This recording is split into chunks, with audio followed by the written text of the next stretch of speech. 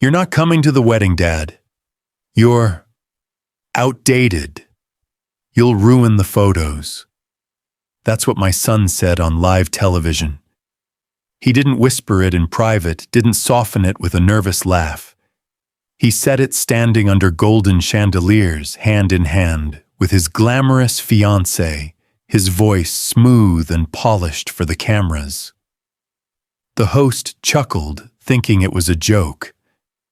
The audience laughed along. But I knew better. I knew that tone, the one he used when he wanted to humiliate me but make it sound classy. The lights in the Texas Life studio were blinding white and hot. They caught every wrinkle on my face, every line earned from decades under the sun. I stood just off stage behind a glass wall, still holding an envelope that felt heavier than it should, a $250,000 check, with my signature at the bottom. The money that made this moment possible. The same money that had paid for his dream venue, his designer tux, and the engagement spread in Southern Living magazine. And yet in front of the entire city, my son said I was too old to be seen. I remember the way Sophia, his fiancée, laughed politely, her diamond earrings flashing beneath the lights. She squeezed his arm like he'd said something adorable. The host leaned in, smiling wide. "You two really are redefining modern love," she said. Modern love. I suppose that's what they call it now when you erase the people who built your foundation. When the show ended, applause filled the studio. Ethan and Sophia waved at the crowd like royalty. I stayed where I was, frozen in the blue glow of the stage lights. Through the glass, I saw my son whisper something to Sophia. She nodded, and they both walked right past me toward the exit, not a glance, not a word. Just the faint scent of her perfume trailing behind. I'd spent my entire life building bridges, literal and otherwise. Whitmore Construction wasn't just a company. It was my life's work.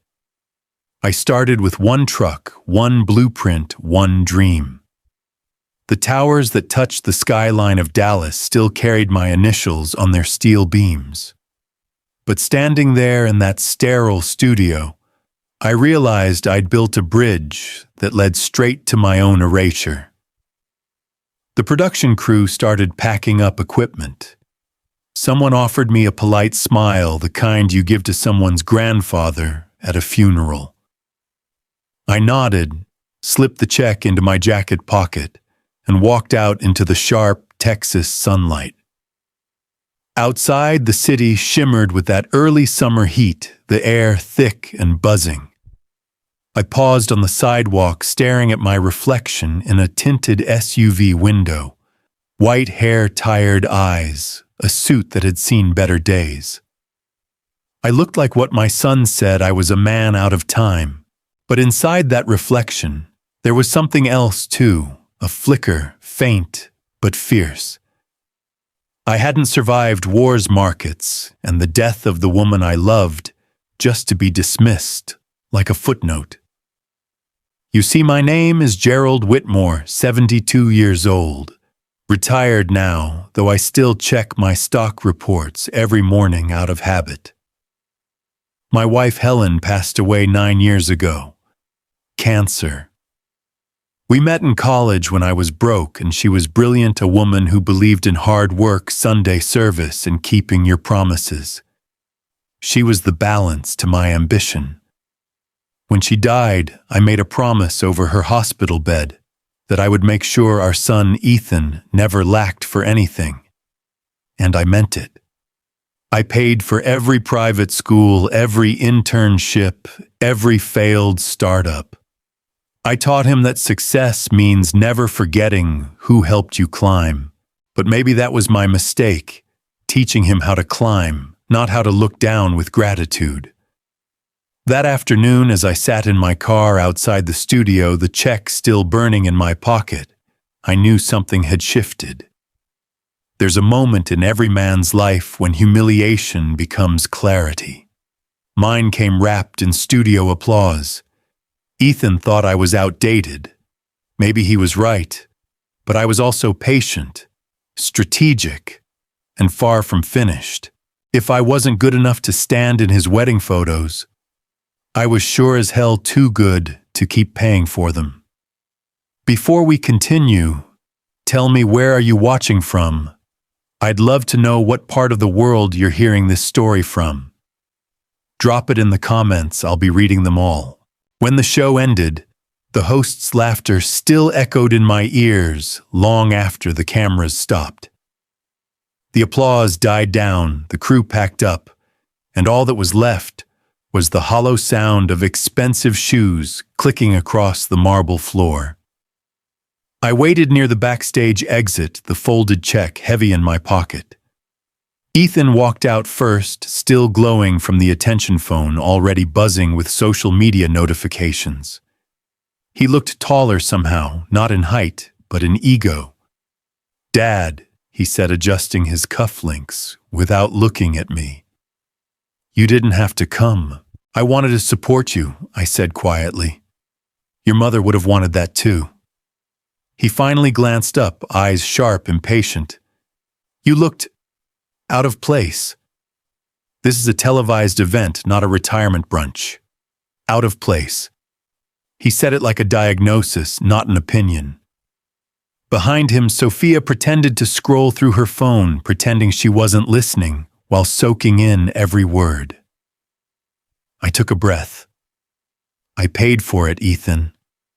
The production, the decor, the tux you're wearing, every bit of this circus. Don't talk to me like a stranger."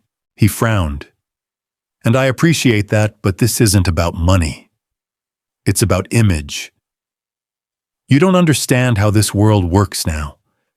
I have sponsors, partnerships, expectations." His words stung more than I'd admit. I'd built skyscrapers from the ground up, negotiated million-dollar contracts, survived 3 recessions. But apparently, I didn't understand the world. He turned to leave, but I stopped him.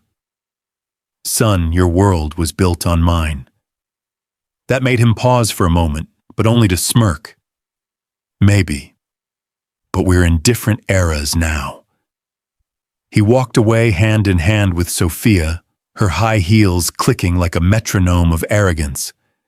I stood there for a while, the fluorescent lights flickering overhead, feeling the chill of something I couldn't name, the moment a father realizes his child doesn't just distance himself. He's ashamed of you. Outside, the evening had softened into that burnt orange glow Texas does so well. The air smelled of asphalt and magnolia trees. I loosened my tie, slipped the check into my jacket, and started the long drive home.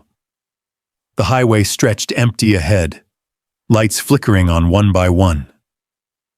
I drove past billboards advertising Ethan's fiancée, her new beauty brand, smiling down at me in digital perfection. Sophia Kane redefining elegance. I wondered if she ever looked at that slogan and saw the irony. When I reached my house, the silence greeted me like an old friend. I stepped inside, and the familiar creak of the wooden floor echoed back. Helen's photos still lined the mantel, her smile soft, her eyes kind, forever frozen in time. I poured myself a glass of water and sat in her old armchair, the one by the window she loved for its morning light. I used to talk to her every night after she passed. Not out loud at first, but quietly inside my chest. But that night the words came. "Did we raise him wrong?" I whispered. "Did I give him too much, or not enough?" The room didn't answer. Only the old grandfather clock ticked in rhythm with my pulse. I thought about the man I used to be, the one who could fix anything with blueprints and hard work. But how do you rebuild a child's heart once it's filled with pride instead of gratitude? My mind drifted back to the early years, Ethan's small hand in mine as we walked through construction sites, the smell of dust and steel. He used to say, "Dad, one day I'll be like you." I smiled bitterly. Maybe he did. Maybe he became everything I used to fear, becoming powerful, proud, and hollow. I got up and walked toward the mantel. Helen's Bible lay there, still marked with her handwriting. I opened it without thinking. The thin paper crackled softly. She had underlined one verse years ago. I could still hear her voice reading it on stormy nights. "Pride goeth before destruction, and a haughty spirit before a fall." I ran my thumb over her handwriting and sighed. She'd always believed that faith wasn't just about prayer. It was about patience, about knowing when to let the storm hit and when to rebuild. That night, I made a decision without fully realizing it. I wasn't going to beg my son to see my worth. I'd let the storm come, and when it did, he'd remember who built the ground beneath his feet. I closed the Bible, placed it back on the mantel beside her photo, and whispered, "Maybe faith isn't found in churches, Helen. Maybe it's found in knowing when to stand up again." The email came the next morning. It arrived at 6:04 a.m. sharp, the subject line neat and cold, "Wedding budget urgent revisions." I sat at the kitchen table, steam rising from my coffee, the Texas dawn spilling pale gold through the blinds. I almost didn't open it. But curiosity, or maybe masochism, got the better of me. Ethan's message was as efficient as a corporate memo. "Dad, the planners are suggesting we expand the setup for live streaming and add designer floral walls for photo coverage. Also, Sophia's new gown collaboration is moving forward. We'll need an extra $150,000 to finalize everything. The vendors need it this week. No greeting. No thank you. Just business." I read it twice, then a third time, slower. He was treating me like an ATM that required polite bullet points. Not a father, not even a person, just a resource. I leaned back in my chair, the leather creaking beneath me. The coffee had gone cold. Outside, a pair of mockingbirds were fighting over something small and shiny in the yard. I knew that feeling, fighting over something that didn't matter to anyone else just to prove you could win. I hit reply, typed 3 words, and stopped. Deleted them. No, not yet. There was a smarter way to handle this.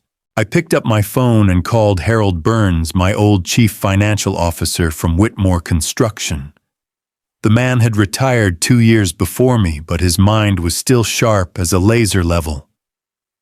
"Gerald," he said, when he answered, voice gravelly with sleep. "You calling before breakfast? Someone must have died." "Not yet," I said flatly, "but something's about to." He laughed. "That bad worse." I read the email aloud, every word of Ethan's entitlement rolling off my tongue like acid. When I finished, Harold was quiet for a beat. Then, for a man who calls himself an entrepreneur, your son sure has a talent for spending someone else's capital. I smiled grimly. He gets it from me. Only difference is I built what I spent. Harold grunted in agreement. "So what's your move?" "I want to see the contracts," I said. "Every vendor, every deposit. I need to know whose name the money's actually under." "You're thinking of pulling the plug," he said, not as a question, but a declaration.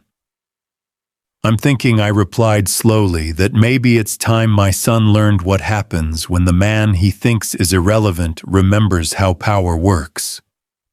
"Good," Harold said. "About damn time. You know where the leverage is, always follow the paper trail." After the call, I went to the office upstairs, the one I hadn't touched since Helen passed.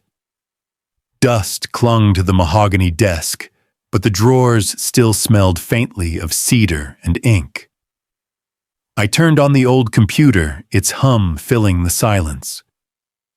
Within minutes, I was logged into the account that held every transfer for the wedding. The numbers made my stomach twist. $52,000 for the venue deposit, $28,000 for photography, $35,000 for Sophia's custom gown partnership, $8,000 for candles. My name was on every single payment. Not Ethan's, not Sophia's, mine. Every wire, every authorization. I still owned their fairy tale, and in that discovery came something cold, clean, and strangely satisfying clarity. Ethan thought the game was about image, but I'd been playing with numbers and contracts longer than he'd been alive. I picked up the phone again, this time dialing Harold back. "Found it," I said simply. "Everything's under my LLC." Harold whistled. "Then you've got him by the chandelier." That made me laugh, the first real laugh I'd had in weeks. "I'm not going to blow it all up," I said. "Not yet. But I'm going to make sure he remembers where every brick of his castle came from." "You always were a builder," Harold said. "Just don't forget destruction's a form of construction too, if you know where to hit." After the call, I walked to the window. The morning sun was climbing higher, cutting sharp lines of light across my yard. The mockingbirds had flown off. The shiny thing they fought over, a coin, maybe glinted in the grass. I stepped outside, picked it up, and turned it over in my hand. A worn silver quarter. Helen used to say coins were reminders, tiny circles of faith, she'd called them, proof that value only means something if you keep it in the right hands. I slipped the coin into my pocket beside the folded check. Ethan wanted another $150,000. He was about to find out just how much his father's silence was worth. By noon the next day, my study looked like a war room. Contracts, invoices, and bank statements covered every inch of the mahogany desk. I hadn't seen this much paper since my last corporate audit. But this time I wasn't defending a company. I was reclaiming my dignity. I called Ronald Pierce, my old attorney, sharp as a nail, discreet as a ghost. He'd handled mergers for Whitmore Construction for 20 years and never lost a case. He picked up on the second ring. "Gerald," he said, his voice slow and knowing. "If you're calling me again after retirement, someone's in deep trouble." "Not yet," I replied. "But they're digging." I explained everything. The televised insult, the email demanding another $150,000, the discovery that every vendor account was still under my LLC. Ronald let out a low whistle. "Your name's on all of it. That means you hold the key. You could stop every transaction right now." "That's the plan," I said. "You sure about that?" His tone softened. "You'll burn the whole show to the ground. The press, the guests, your son's reputation." "Ron," I interrupted, "I built an empire from steel and dust. I can handle a little smoke." He chuckled. "Fair enough. I'll check the clauses. Give me an hour." An hour later, the man delivered what I already suspected.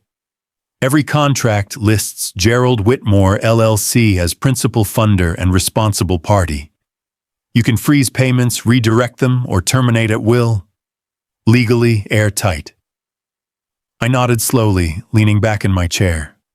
The light from the window hit the desk, reflecting off a framed photo of Helen in her wedding gown. Simple lace, no brand, no diamonds, just radiance. "Then do it," I said. Quietly. One vendor at a time. "Consider it done." When I hung up, I felt something I hadn't felt in months: control. Not the kind that bullies or brags, but the quiet kind that builds from stillness, from patience. I spent the rest of the afternoon making calls, polite, professional, deliberate. Hi, this is Mr. Whitmore. I'd like to review our contract. Hello, yes, I'm reconsidering the terms of payment. Could we postpone the balance transfer? Every word was measured, every tone calm. The same calm I'd used to negotiate skyscrapers into existence. By evening, I had what I needed: confirmation from the venue, the caterer, and the band that all payments were on hold pending budget reassessment. Sophia's name never appeared on a single file. Ethan's even less. The irony made me smile. The man they called irrelevant had just become the god of their wedding. As the sun dipped below the skyline, I poured myself a small glass of bourbon and stood by the window. The city lights came alive one by one, each window a story, each story a lesson. On the desk lay Helen's old Bible, still where I'd left it the night before. I sat down, opened it again, and found her handwriting along the margin of another verse. The truth will set you free, but first it will make you strong. That was her always strength before peace. She believed that faith wasn't about waiting for miracles. It was about moving the earth until miracles had a place to land. I traced the faded ink with my thumb. For a moment, I could almost feel her hand over mine, guiding me through the noise. Outside, a faint rumble of thunder rolled across the distance. Storm coming. Fitting. I closed the Bible, exhaled, and let the thought settle. Maybe this isn't revenge. Maybe it's correction. I looked around the room, the sketches of old bridge designs, the certificates framed on the wall, the silence that once felt lonely now felt earned. I'd spent decades giving my son everything except one thing: a lesson in humility. And now God had handed me the chalkboard. Before we go on, I need to know something from you. If you're still with me through this mess, type 1 in the comments. Let me know you're still here, still listening, because what comes next? Well, that's where everything starts to fall apart. I turned off the desk lamp, letting the room sink into shadows. The only light came from the window, the faint silver shimmer of lightning far away. I whispered softly to no one, and yet to someone: faith isn't about forgiveness tonight, Helen. It's about timing. It started 3 days later on a bright Wednesday morning that smelled of cut grass and expensive perfume. The first call came at 9:12 a.m. I was in the garden trimming the hedges when my phone buzzed. Unknown number, I answered. Mr. Whitmore. The woman's voice was nervous, too polite. This is Paige from the St. Augustine Hotel. We just wanted to confirm, your request to hold the final transfer for the Whitmore-Kane wedding. I wiped sweat from my brow. Yes, Paige. Hold it to. Of course, sir, she said quickly. Just so you know, we can't continue services without that payment. The event is this weekend, I'm aware, I said. Proceed as discussed. Her pause was short, but telling. Understood, Mr. Whitmore. When I hung up, I stood still for a long moment. The air felt clearer somehow, like the first quiet before a storm. I didn't check my phone again until noon. By then I had 5 missed calls. The florist, the string quartet, the catering company, the photography team, and one unknown number I didn't recognize. All variations of the same confusion. By 1:00 p.m., the confusion had spread. Emails stacked up. Urgent payment bounce notice. Unable to confirm vendor deposits. Please verify cancellation instructions. Each one was a thread unraveling the tapestry my son had bragged about on TV. I didn't reply. Not yet. Instead, I went upstairs, changed into a clean shirt, poured a cup of coffee, and sat by the large window overlooking my quiet street. The Texas sun hit the glass, drawing long lines of light across the floor.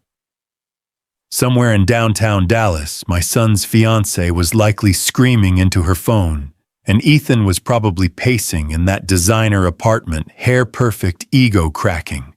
My silence was their earthquake. At 3:20, Harold called.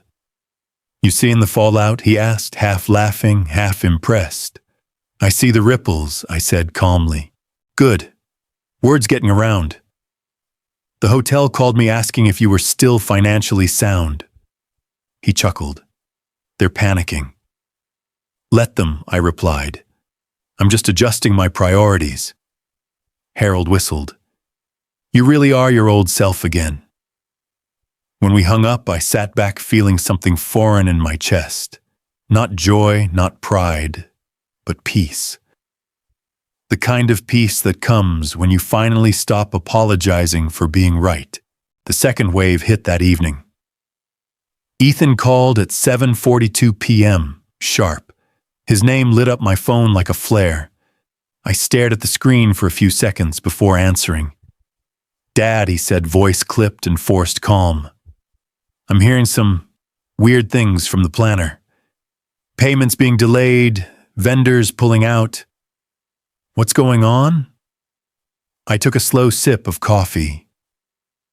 "Maybe they're just making sure the money's handled correctly." "Handled correctly," his voice cracked. "Dad, this is 3 days before the wedding." I leaned back in the chair. "Then maybe it's time you handled it yourself." Silence. Heavy cold. "Dad, you're not actually doing this," he whispered. "I'm not doing anything, son," I said evenly. "Just watching." He cursed under his breath, something Helen would have cried to hear, then hung up without another word. The house fell quiet again, except for the faint ticking of the old wall clock, the same rhythm that had guided me through board meetings and sleepless nights when I first started my company. Each tick felt like a step closer to justice. I opened my laptop one more time. The list of transactions blinked back at me, all paused, all pending review. Every unconfirmed payment was another domino waiting to fall. And oh, how easily they fell. That night, as I turned off the lights, I thought about the first bridge I ever built, a small overpass in Fort Worth. The inspector told me if you build the foundation right, you can remove every support and it'll still stand. But I hadn't built this wedding. I'd only funded it. And without my supports, the whole thing was starting to crack. Somewhere Sophia was calling her planner. Somewhere Ethan was checking his credit cards. And somewhere inside me, the part that once begged to be seen had gone still. This wasn't revenge anymore. This was restoration. I went to the living room, poured myself another drink, and looked up at Helen's portrait hanging above the fireplace.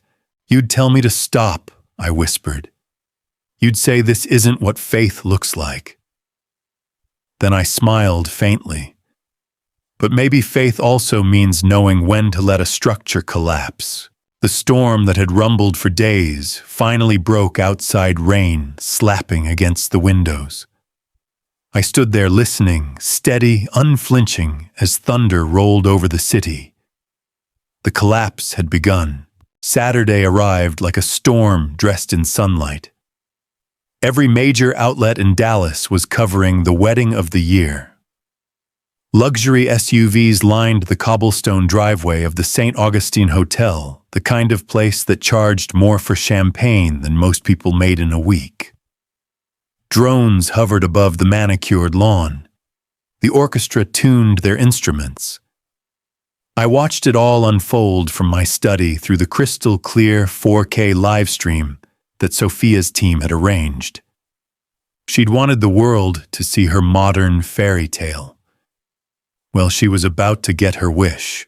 The broadcast opened with a slow pan of the venue marble pillars, wrapped in ivory silk flower walls, bursting with imported orchids, tables glittering under chandeliers I had paid for.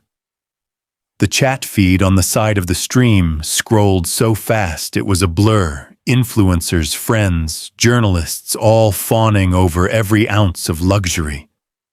Then came the entrance. Ethan stepped out first, smiling like a politician at a ribbon cutting. His suit, Italian slim fit, caught the light. Sophia followed, radiant in her custom gown. She turned toward the camera and waved her diamond bracelet, flashing. "Welcome, everyone," she said breathlessly. "We're so honored to share our big day with all of you." Somewhere off screen, a producer counted down. The live orchestra swelled, and then silence. The music cut out mid-note. The violin stopped. The chatter in the audience faltered. Sophia blinked, confused, still smiling. A murmur rippled through the crowd. Then the microphones died. The camera wobbled as someone behind it cursed under their breath. The screen flickered static for a moment before switching to a wide shot of chaos. I watched still as stone. Ethan turned to the event coordinator, mouthing, "What's going on?" She shrugged helplessly, phone pressed to her ear. The servers stood, frozen trays half lifted. Someone ran toward the back, waving frantically. Then a voice off camera shouted, "The generator's off. We lost the feed." In the chat, comments exploded. "Is this part of the show? LOL, what happened? I think they lost power." Sophia's smile finally cracked. She grabbed Ethan's arm, her lips forming words I could read easily, even without sound. "Fix it. Now." He snatched his phone, dialing someone, pacing like a man trapped in a shrinking room. The cameraman zoomed out and trying to capture something, anything that looked presentable. But there was nothing left to present. One by one, the pieces fell apart. The lights dimmed completely. The flower walls, those overpriced monstrosities, began to wilt under the Texas heat. Guests fanned themselves with napkins. The orchestra packed up. And then came the final blow. The hotel manager stepped into the frame, trying to be discreet, but failing. He whispered something to Sophia. Her eyes went wide, her face pale as her gown. She turned toward Ethan, shaking her head violently. I didn't need to hear the words. I knew them. "They're not serving us. The bill's unpaid." Within minutes, the broadcast cut out entirely. The screen froze on Ethan's stunned face, the image pixelated like an oil painting falling apart. I sat back, exhaling slowly. The silence that filled my house was perfect, clean, absolute. I didn't cheer. I didn't laugh. I just watched, because this wasn't revenge anymore. It was revelation.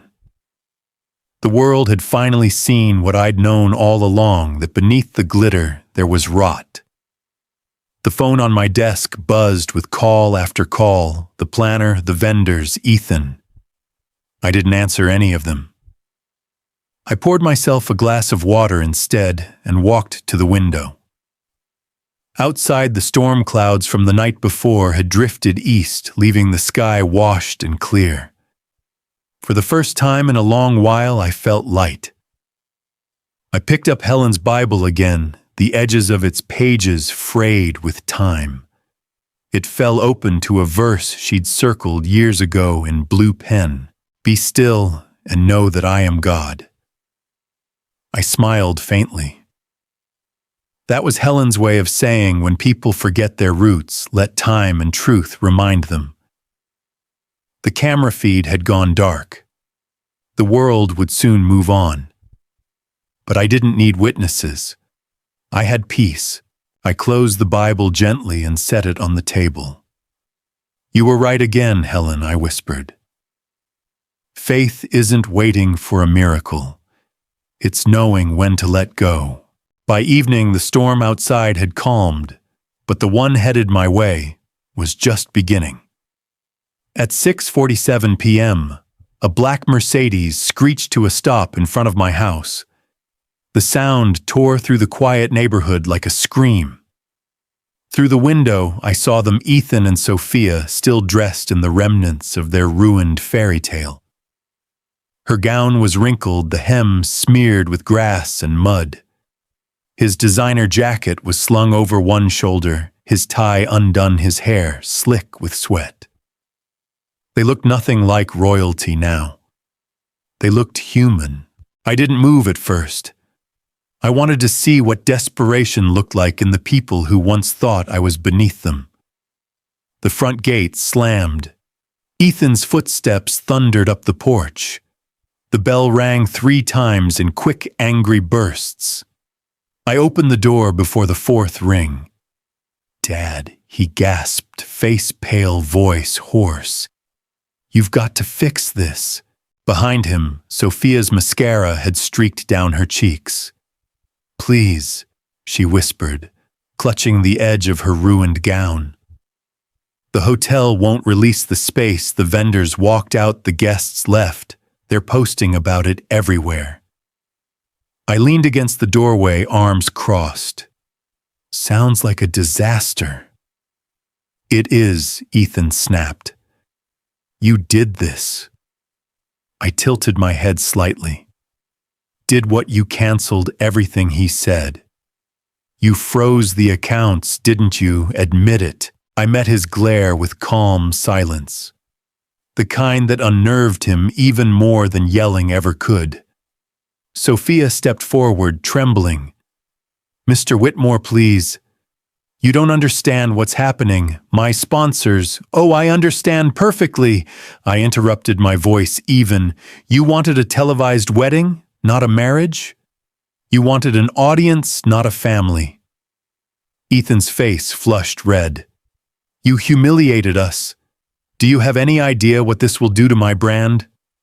I let the word brand hang in the air a moment too long. "I thought you cared about family, not followers." He took a step closer. "You had no right." I smiled faintly. "Son, I built the house you grew up in. I paid for your schools, your cars, your companies, and that diamond on her hand. Every inch of the world you stand on exists because I had the right." For a moment he faltered, the arrogance cracked just slightly. "Dad, please," he said again, quieter this time. "I messed up, okay? I shouldn't have said what I did. I was trying to impress people. You know how it is." I shook my head. "No, I don't. Because when I was your age, I was too busy working to impress anyone." Sophia started crying. It was messy, unfiltered, the way real tears are when a curtain finally drops. "Just, please, Mr. Whitmore, help us fix this. I'll do anything." Her words filled the space between us like smoke, heavy, lingering. Ethan clenched his jaw. "Look, I'll pay you back all right. Just call the vendors, wire the funds again. We can still salvage something. Pay me back." I repeated, my voice quiet but sharp. "With what? Your pride, your apologies?" He said nothing. The porch light flickered above us, the only sound the low hum of cicadas in the dusk. "I'm not angry, Ethan," I said finally. "I'm disappointed. You treated your father like an inconvenience, like something outdated to be cropped out of a picture. But the thing about foundations, son, is that people only notice them when they crack." Sophia stepped back, shaking her head. "Please," she whispered again, her voice barely audible. I looked at her, then at my son, this man who bore my name but not my values, and felt something inside me settle. "You wanted control," I said softly. "Now you have it. No money, no wedding, no spotlight, just control. Congratulations." Ethan's lips parted, but no words came out. His shoulders sagged under a weight he'd never carried before. "Leave," I said quietly. "Dad, leave." My tone left no room for negotiation. He turned stunned and walked down the steps, Sophia following close behind. She glanced back, once eyes swollen as if hoping I'd call them back. I didn't. The Mercedes door slammed. The engine roared. Within seconds, they were gone, swallowed by the night. I stood on the porch for a while, watching the taillights fade down the street. The air was warm, the smell of rain still clinging to the ground. Inside the house was silent, except for the faint ticking of the clock. Steady, faithful, familiar. I poured myself a drink, sat in my leather chair, and whispered to the empty room. You thought I was old. You forgot I was the architect. The glass clinked softly as I set it down. Somewhere in the distance, thunder rolled again, not loud, just enough to remind me the storm wasn't finished yet. The night after they left was the quietest my house had felt in years. No headlights on the driveway, no phone buzzing, no sound except the rain dripping from the gutters and the low hum of the old refrigerator in the kitchen. I poured myself another small glass of bourbon and sank into the leather chair in my study. The smell of old books and varnish hung in the air, thick and still. I could almost hear the echo of Ethan's voice from earlier. You humiliated us, bouncing off the walls like an accusation that had lost its power. I should have felt triumphant. Instead, what I felt was heavy. Not regret, no, not that, but the weight of a man realizing justice doesn't always taste sweet, even when it's deserved. I looked around the room. Everything was exactly where Helen had left it. Her violin leaned in the corner untouched since the day she died. The bookshelf still carried her gardening journals. On the desk sat a photograph, Helen young and laughing, holding Ethan on her hip at a construction site. He must have been 5. His little hands were covered in dust, his smile wide and unguarded. I picked up the photo, brushed the glass with my thumb. You'd have hated today, I whispered. You'd have told me to pray before I punished. I set the photo down and stared out the window. The rain had stopped. Street lights shimmered in puddles, turning the driveway into small pools of gold. When Helen died, people told me grief fades. It doesn't. It just changes shape. At first it was a hole. Then it became a mirror showing me every crack, every mistake, every compromise.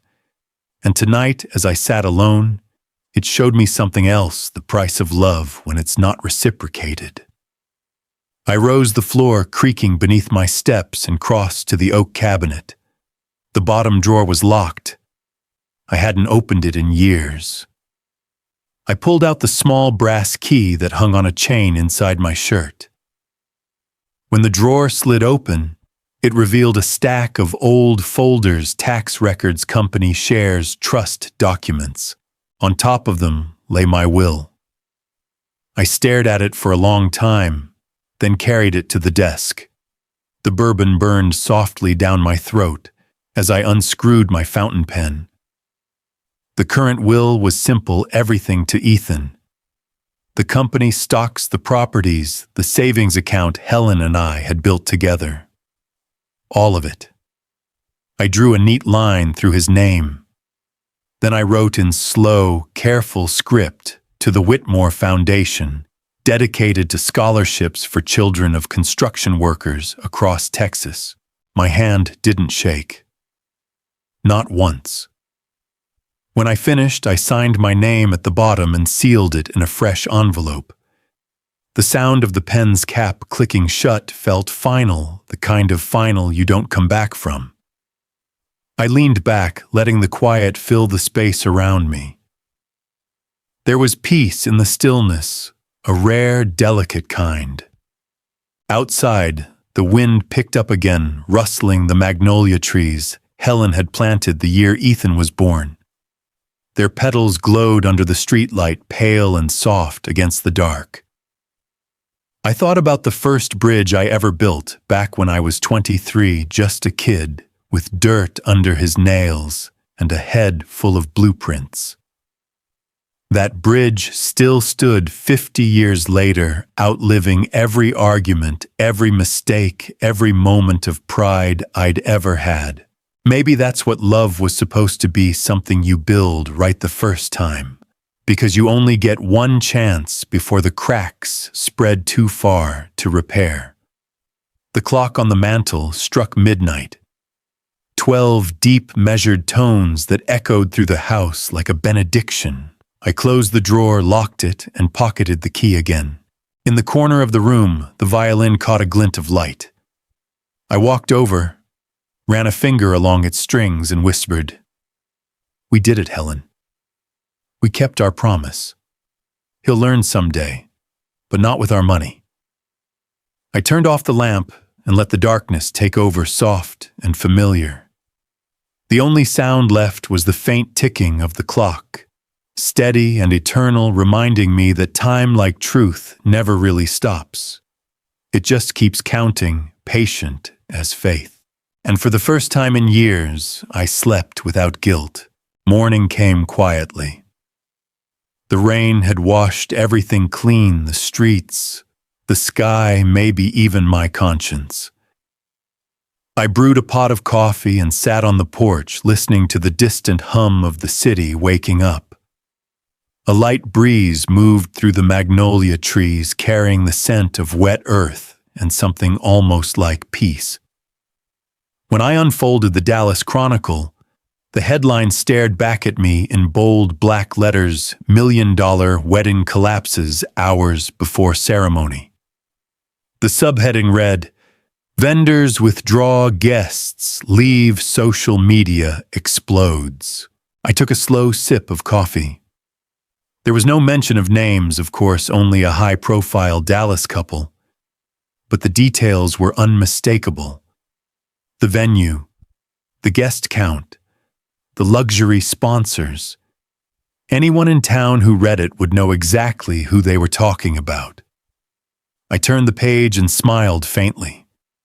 There it was again, another headline: this one smaller anonymous sponsor reportedly pulled funding. Anonymous. That was me. Not the embarrassed father, not the forgotten guest. Just a quiet man with the final word. The paper crackled as I folded it shut. I didn't need to read the rest. I already knew the ending. The phone rang around 8. The old landline, the one I kept mostly for nostalgia. I let it ring twice before picking up. Gerald said, a familiar voice. "You old legend."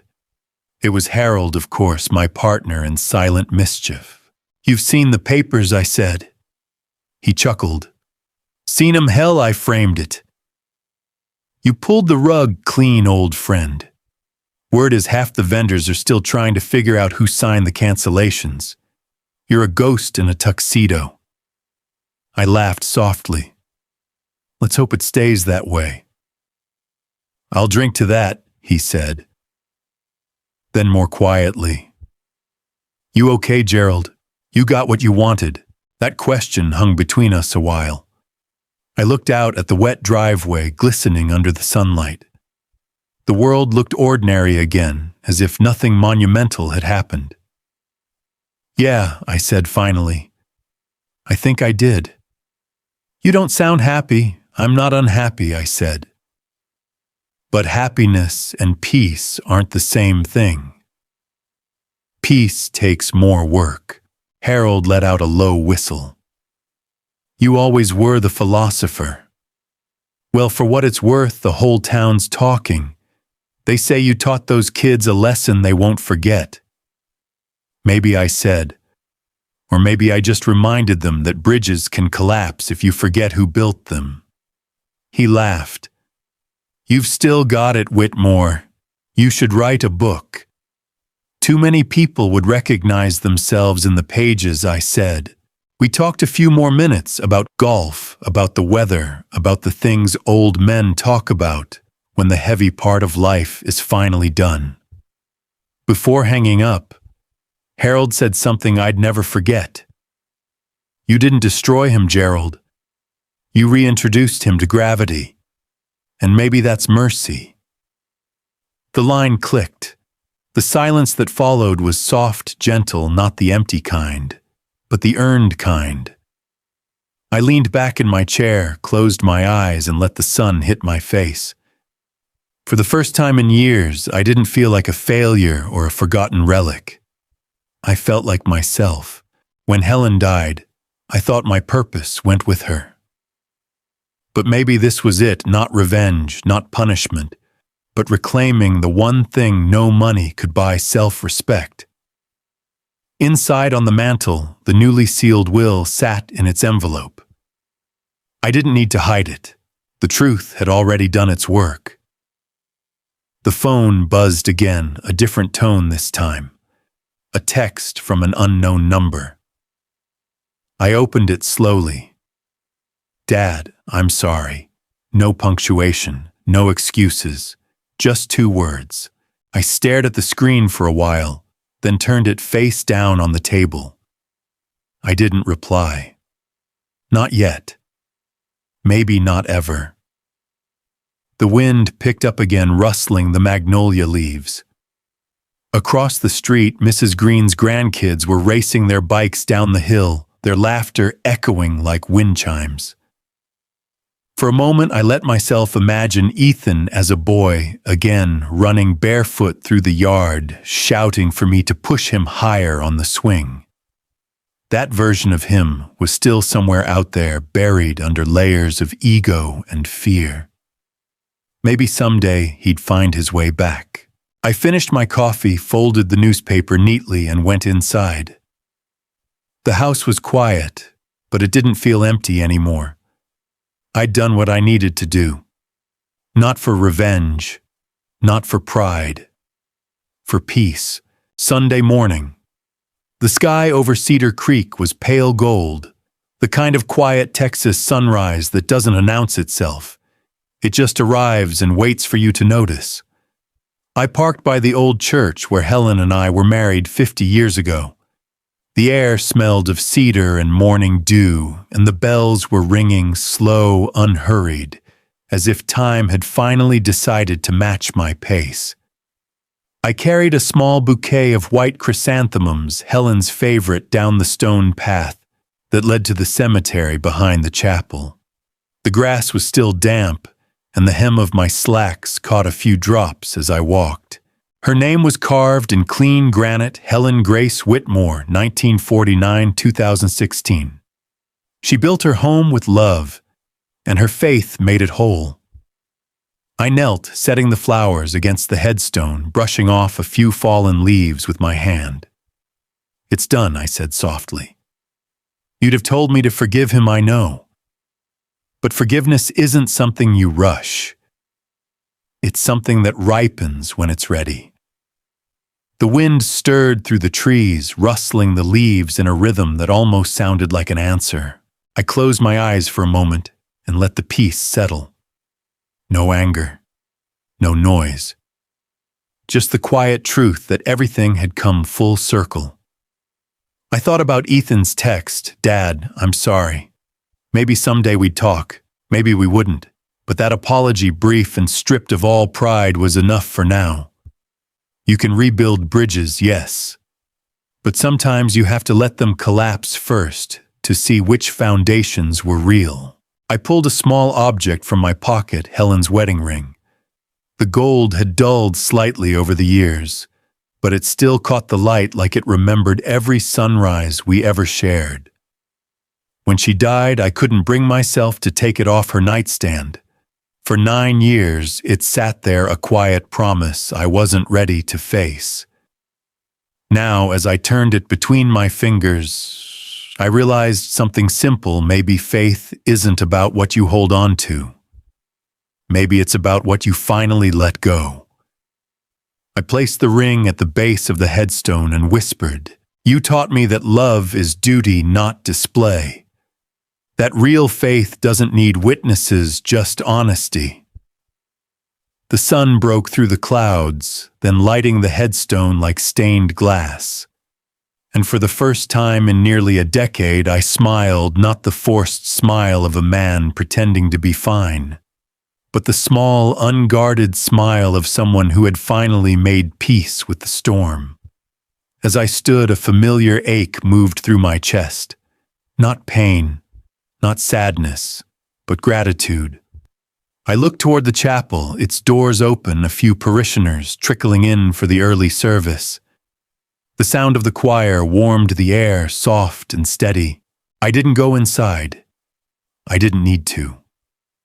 My prayer had already been said in action, in consequence, in truth. On my way back to the car, I passed a young couple walking hand in hand, the bride's veil tucked beneath her arm, her shoes dangling from her fingers. They couldn't have been older than 30. They smiled at me as they passed. "Beautiful morning," she said. I nodded. "Every morning's beautiful if you survive the night." They laughed gently, and for a brief second I saw Helen in that girl's kindness. Ethan, too, maybe, before ambition had hardened him. When I reached the car, I took one last look back at the church. The bells had stopped. The air still shimmered, and somewhere beyond those clouds, I imagined Helen smiling. I started the engine, the gravel crunching under the tires, and drove away slowly, no destination, no rush. Just the road and the sun and the long, quiet hum of freedom. Because peace isn't found in wealth or vengeance or victory. It's found in walking away without bitterness and still being able to wish the world well. I rolled down the window, let the wind catch my sleeve, and said it out loud just once to the open air. I'm free. The road curved ahead, sunlight glinting off the lake, and I let myself believe Helen could hear it. If this story touched your heart, please like this video, subscribe to brianstories, and share your thoughts in the comments below. Your support helps these stories of faith, dignity, and second chances find the people who need them most. Thank you for listening, and remember, sometimes letting go is the miracle.